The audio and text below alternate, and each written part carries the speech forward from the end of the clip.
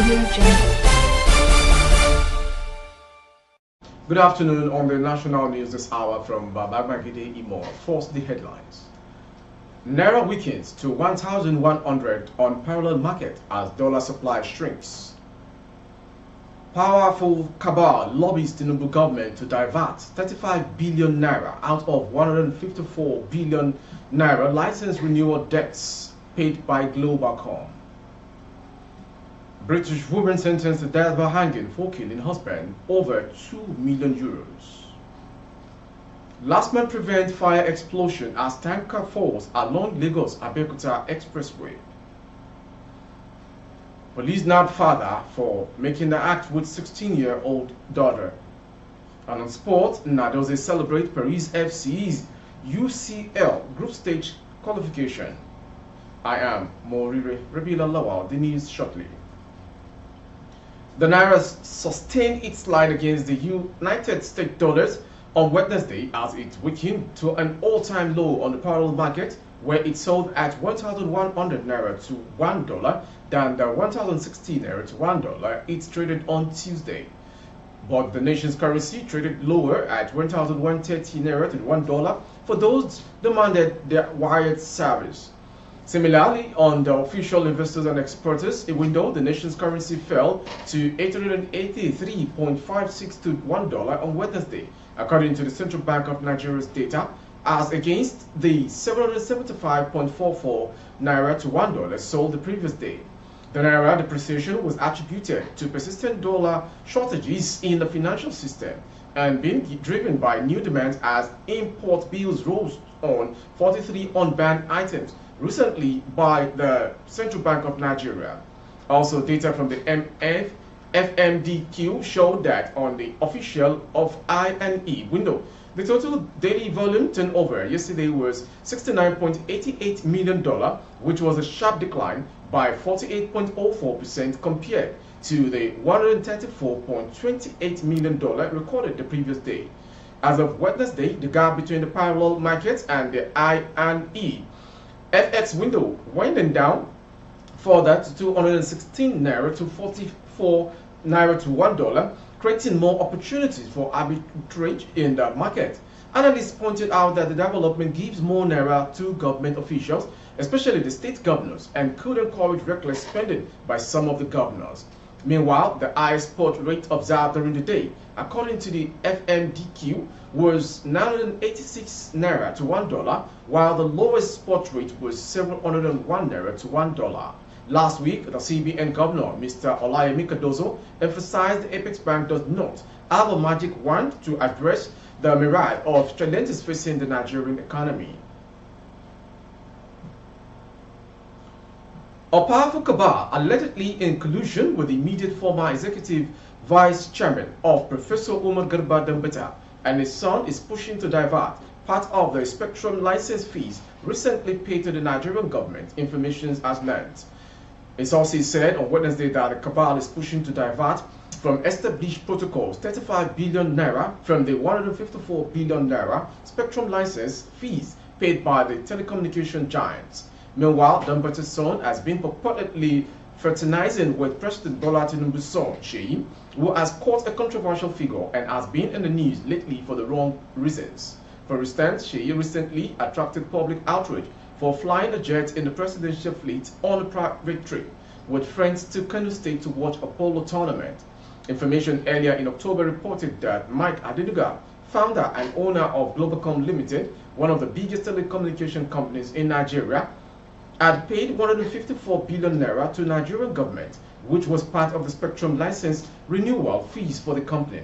The payment came a few weeks after the newspaper exposed the company as owing about 200 billion naira to the government.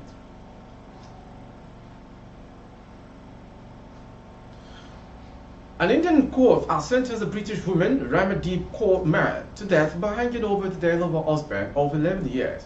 According to information, Kaur Man, sentenced for murder of Sukhjit Singh. The court in India heard how Kaur Man had poisoned her family before slitting her husband's throat on September 2nd, 2016, in order to inherit 2 million euros from his life insurance. Her accomplice, Gulbert Singh, was sentenced to life in prison.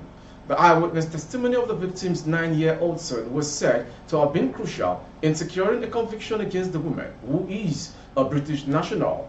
The report said she returned from a month-long family holiday in Sakjing's hometown of Shakjapur when she carried out a plan to kill her husband. She carried out the heinous act by poisoning a meal given to several members of the family, but her eldest son did not eat it. On the morning of September 2, 2016, Sajid's body was found lying down on the first floor of the house where he was sleeping with his family. Sajid's mother, Vansh Kaur, was sleeping on the ground floor of the house, the report said. More charges were brought against Coleman and Goprit, and the police discovered during their investigation that both killers were in a relationship. The court found them guilty of murder and the offense of criminal act done by several persons in furtherance of common intention. A judge described the case on Saturday, October 14, as the rarest of rare and said not only Sajid was murdered, but the remaining years of an elderly widow was killed, the childhood as well as the youth of 2 minor children was exterminated. The children have lost happiness which they had when their father was alive. Reacting to the verdict, Sajid's mother told reporters outside the court that she was pleased her son's killer had been given capital punishment.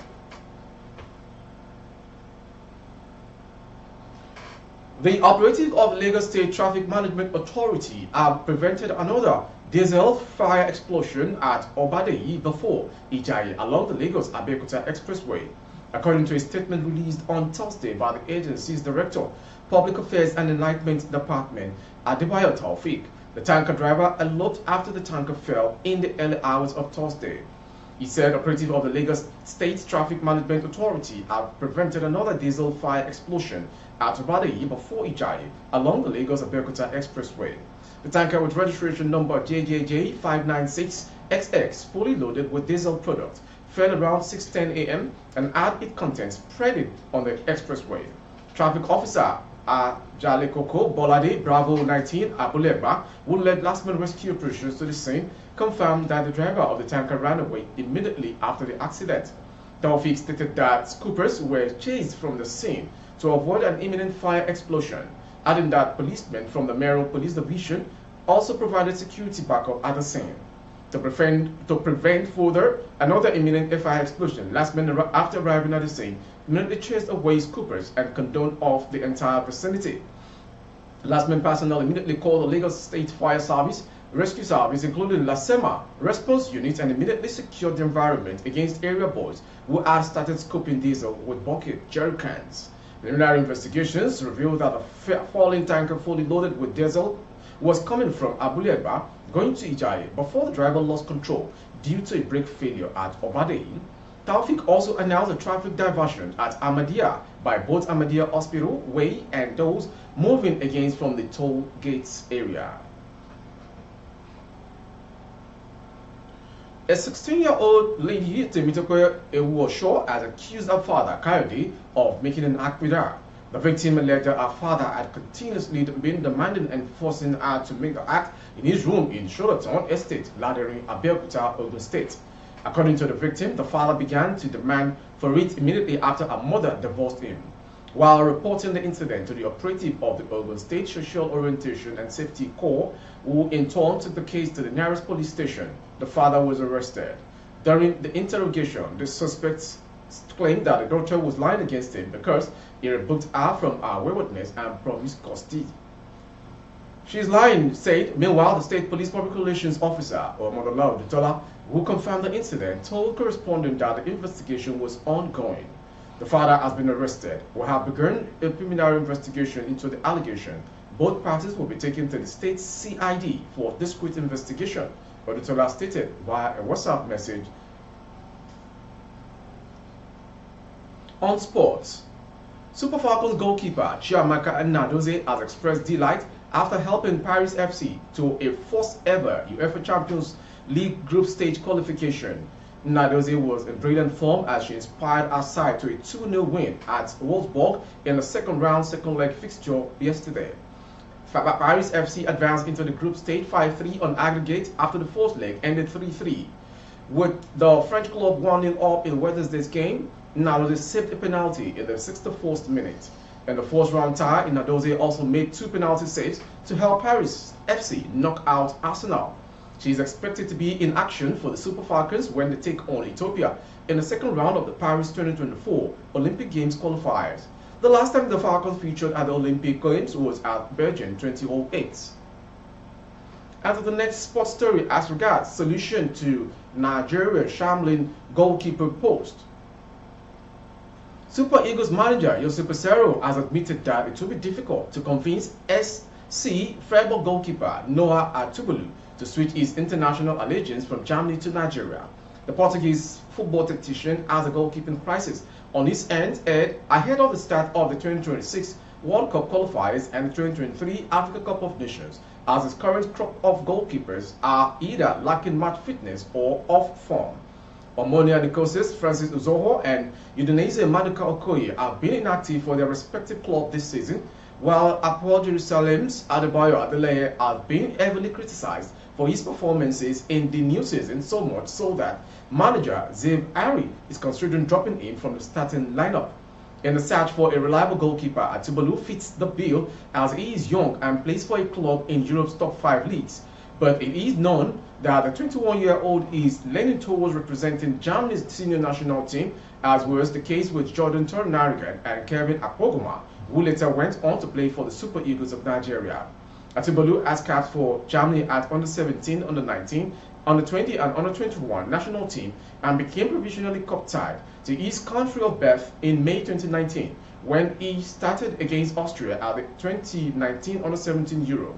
According to Germany-based Nigerian journalist Omar Akatuba, he had a conversation with Josep Peseiro and brought up Noah Atubolu, but the Super Eagles coach and his staff believe it could be challenging to convince him to switch to Nigeria due to his talent and prospect with the German national team.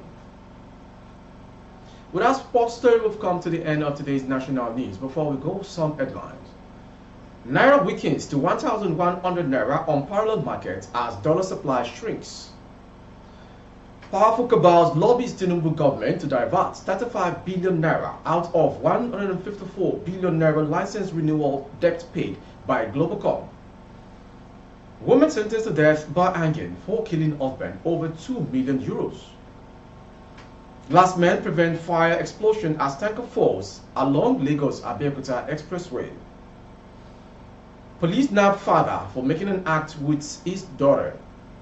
On sports, Inadozie celebrates Paris FC's UCL group stage qualification for the first time ever. For more update of our broadcast on YouTube, our handle is Baba Gbagede Imo Television. Kindly subscribe and click on the notification bell, select option all to access all of our broadcasts. On Facebook, Gbagede Imo with Alawiye Adebayo. Please like and follow the page. For other placement of goods and services, coverage of events and function, please dial the phone number streaming on the screen. For everything to work in accordance in Nigeria, we all need to live out of corruption. Thank you for watching. I am Morire Rabila Lawa. Audio Jungle.